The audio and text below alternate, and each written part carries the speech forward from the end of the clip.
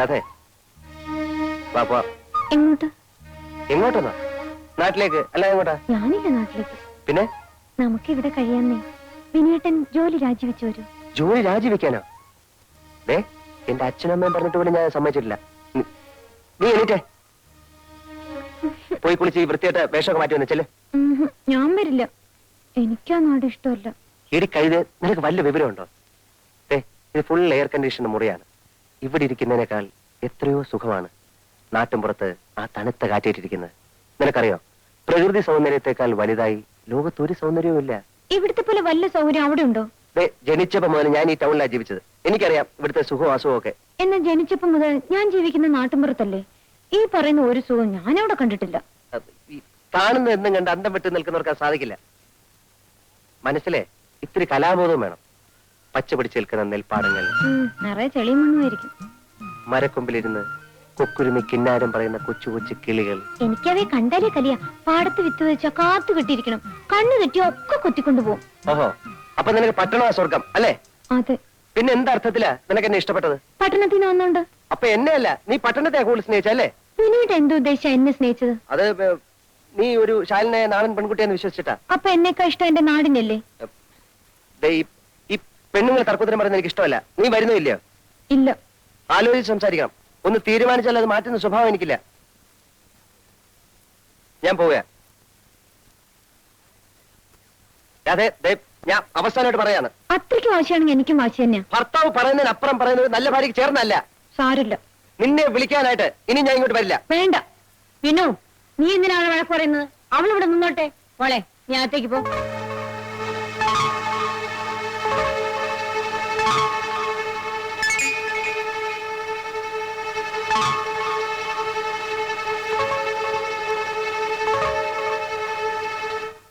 ഇത്ര എളുപ്പം ഇങ്ങനെ ആവുമെന്ന് ഞാൻ കരുതിയിരുന്നില്ല. എന്റെ പ്രാർത്ഥന ദൈവം കേട്ടു. ലീവ് എടുത്ത് അവനെങ്ങാനും ഇവിടെ താമസിക്കുമെന്ന് എനിക്ക് പേടിയായിരുന്നു. ഭാഗ്യം. ദേ ഇന്ന് തന്നെ മിസ് തമ്പിഴ് വീട്ടിൽ ചെന്ന് കല്യാണം ഉറപ്പിക്കണം. പിന്നീട് അത് കുഴപ്പമാവൂന്നാ എനിക്ക് സംശയം. ഈ പെൺകുട്ടിയെ നമ്മൾ എന്ത് ചെയ്യും? ആ തന്റെയുടെ മുഖത്ത് കുറെ രൂപ എറിഞ്ഞു കൊടുത്താൽ മതി. വാലാട്ടിക്കൊണ്ടൊന്ന് എടുത്തോണ്ട് പോവും. അങ്ങനെയാണെങ്കിൽ അത് മാത്രം പോരാ. ഇവിടെ വന്ന് മോളെയും കൂട്ടിക്കൊണ്ടുപോയി ദൂരെ ഏതെങ്കിലും ബന്ധുവിന്റെ വീട്ടിൽ താമസിപ്പിക്കാൻ പറയണം. അതെ അതെ. പക്ഷെ വിനുവിനോട് എന്ത് പറയും? അവൾ നമ്മുടെ ഡ്രൈവർ ശങ്കരൻകുട്ടിയോടുകൂടെ ഒളിച്ചൊളിപ്പെന്ന് പറയാം. ഇപ്പോഴത്തെ അവസ്ഥയിൽ അവനത് വിശ്വസിച്ചോളൂ. എന്നിട്ട് നമുക്ക് മറ്റേ കല്യാണക്കാരി എടുക്കാം. എന്നാ മിസ്സിസ് തമ്പിയെ വിളിച്ചു പറഞ്ഞോളൂ, ഉച്ച കഴിഞ്ഞ് നമ്മൾ അങ്ങോട്ട് വരുന്നുണ്ടെന്ന്. ചേട്ടനും ചേട്ടത്തിയും രണ്ടും രണ്ട് സ്വഭാവമാണ്. പക്ഷെ രണ്ടും പാവങ്ങളാ. ഇനി വരില്ല എന്ന് പറഞ്ഞല്ലേ പോയത്?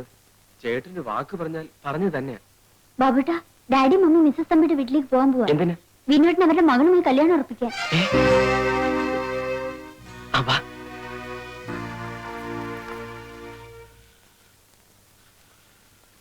ഹലോ, ഞാൻ പിന്നെ നമ്മുടെ വിനോട്ടിന്റെ കല്യാണം മിസ്സിസ് നായരുടെ വീട്ടിൽ നിന്ന് ഡ്രൈവർ ശങ്കരൻകുട്ടിയാണ് സംസാരിക്കുന്നത്. ഒരു സന്തോഷ വാർത്ത. ആരെ അറിയിക്കാൻ പറ്റില്ല. നമ്മുടെ ബിന്ദുവിന്റെ കല്യാണം കഴിഞ്ഞു.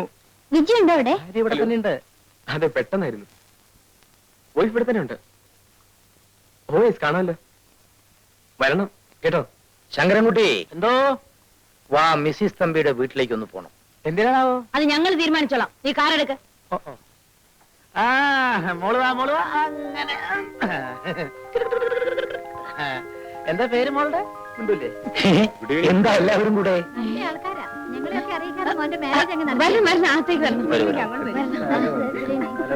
ഇരിക്കണം. ഇങ്ങോട്ടിരിക്കാൻ കേട്ടോ. ഇരുന്നേ. അങ്ങോട്ടിരിക്കും, അങ്ങോട്ടിരിക്കും. ചെലവ് ചുരുക്കാൻ വേണ്ടിയായിരിക്കും അല്ലേ? മനസ്സിലായി. അങ്ങനെയൊന്നും ഇല്ല കേട്ടോ.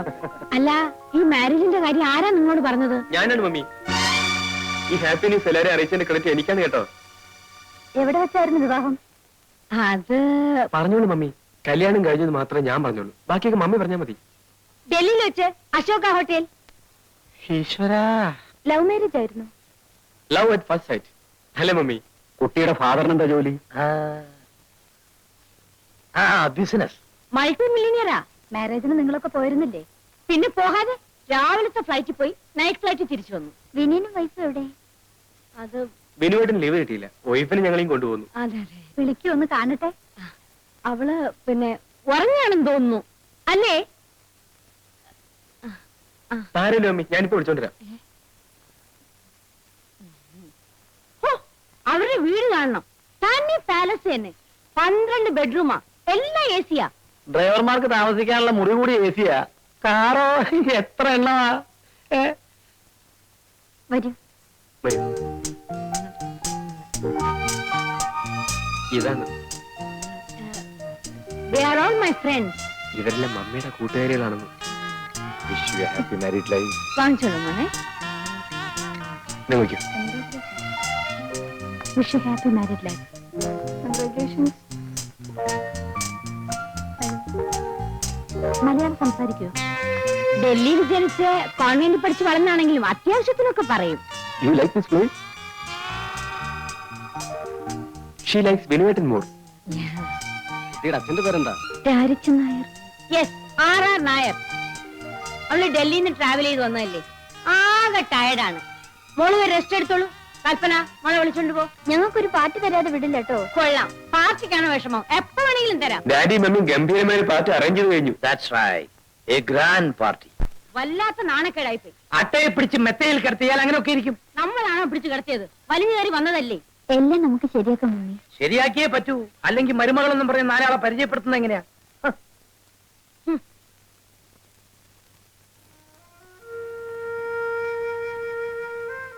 കുറച്ച് മനസ്സിലാക്കേണ്ട ആവശ്യമാണ്. ആ ക്രൈസ് ഒന്ന് കുറയട്ടെ.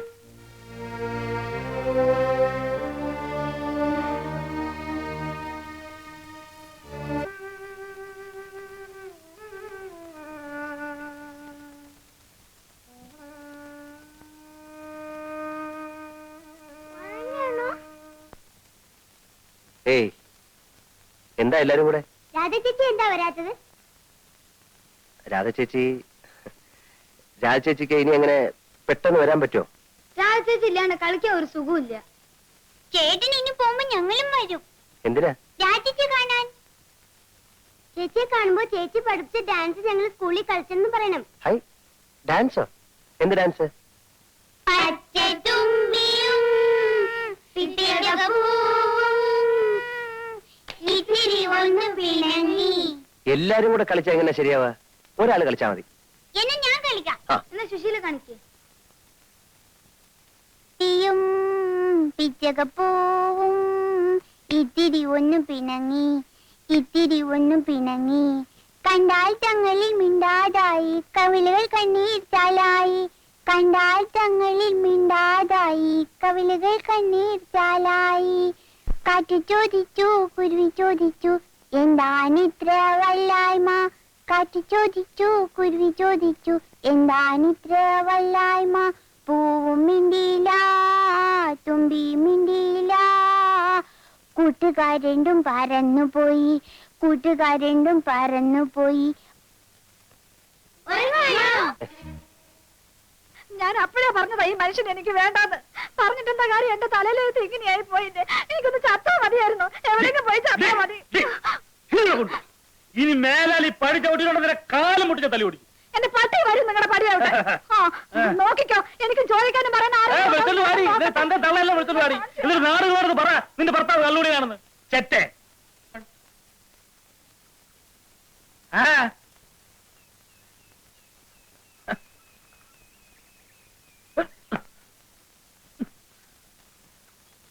എന്താ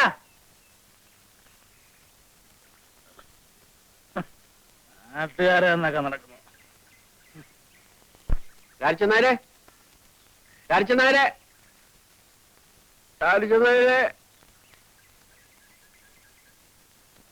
എന്താ? ഒന്ന് ഇങ്ങോട്ട് വരൂ.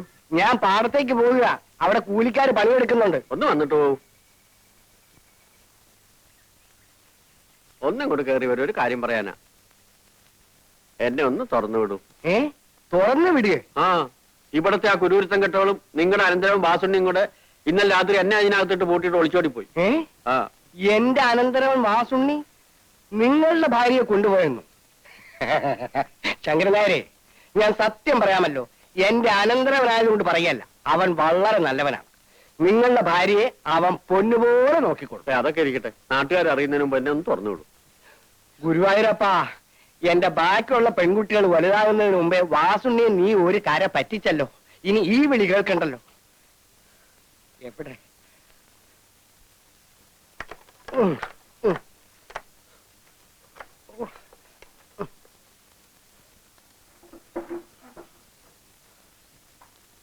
ശങ്കരനാരെ വലിയ താഴിട്ടാ പൂട്ടിയിരിക്കുന്നത്.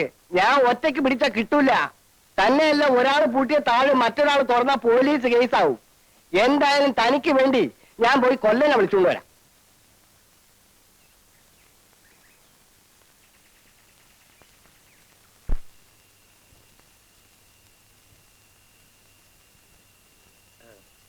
ഉറക്കായോ?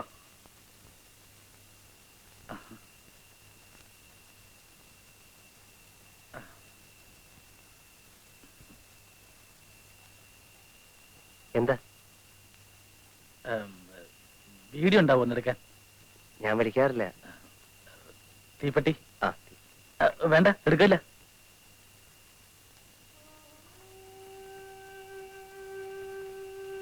ഉറങ്ങാറല്ലേ? ഉറക്കം വരണില്ല. അതെന്താ ഉറക്കം വരാത്ത? അല്ല, പണിയും കഴിഞ്ഞ് വരുമ്പോ എന്തെങ്കിലും കുറച്ച് അകത്താക്കി അവളെയും പത്ത് പറഞ്ഞ് അവിടെ വായിരിക്കുന്നതും കേട്ട് കുറെ ഒച്ചയും ബഹളം ഉണ്ടാക്കാതെ ഉറങ്ങാൻ പറ്റൂല. എന്നാ ഒരു 100 മില്ലി അടിക്കാന്ന് വെച്ചാ അതിനൊരു രസം തോന്നണില്ല. കഴിച്ചിട്ടിപ്പോ ആരുടെ മെക്കെട്ട് കയറാനാ? ഉറക്കം വരണില്ലേ? ആ, ഉറങ്ങണം.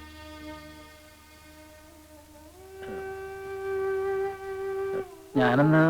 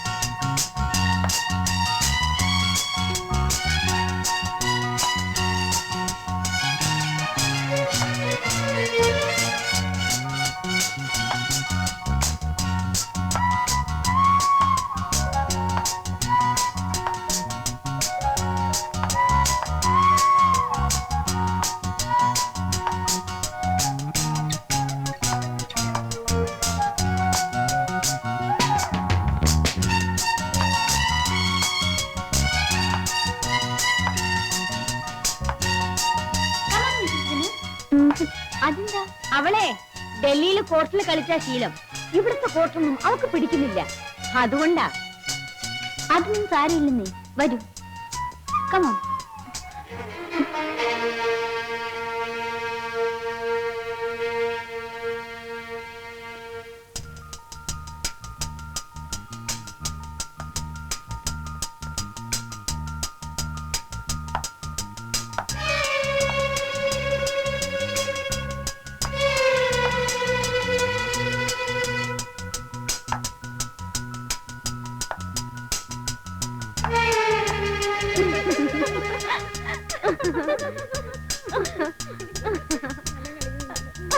അസലായി കളിക്കുന്നു.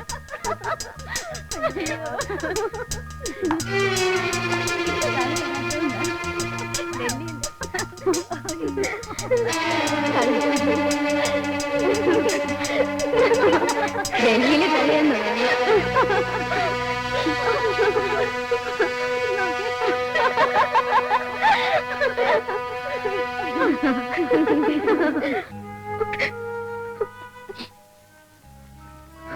എന്തിനാ കരയുന്നത്? എനിക്കൊന്നും അറിയില്ല. ഒന്നും അറിയാതെയാണോ ചേട്ടൻ പറഞ്ഞു കേൾക്കാതെ ഇവിടെ തന്നെ നിന്ന് കളഞ്ഞത്? ചേച്ചി, ഇക്കരെ എന്നാൽ അക്കരപ്പച്ച കാണുന്നത് സ്വാഭാവികമാണ്. അതിനുവേണ്ടി ജീവിതം പണയം വെച്ച് കളിക്കരുത്. ചേട്ടൻ ഇപ്പൊ വന്നിട്ട് എത്ര നാളായെന്ന് ഓർമ്മയുണ്ടോ? എനിക്കറിയാം ചേട്ടന്റെ സ്വഭാവം. ഭയങ്കര പിടിവാശിക്കാരനും. മൂപ്പരിന് വരികയില്ല. ഓരോ മനുഷ്യരുടെ രക്തത്തിലും ഓരോ സംസ്കാരങ്ങളുണ്ട്. വേഷം മാറിയതുണ്ടോ ഭാഷ മാറ്റിയതുണ്ടോ അതൊന്നും മാറാൻ പോകുന്നില്ല. ഞാൻ എന്താ ചെയ്യാ? ചിന്തിക്കാനുള്ള പ്രായമൊക്കെ ആയില്ലേ? ഇനി എന്ത് ചെയ്യണമെന്ന് സ്വയം തീരുമാനിച്ചോളൂ.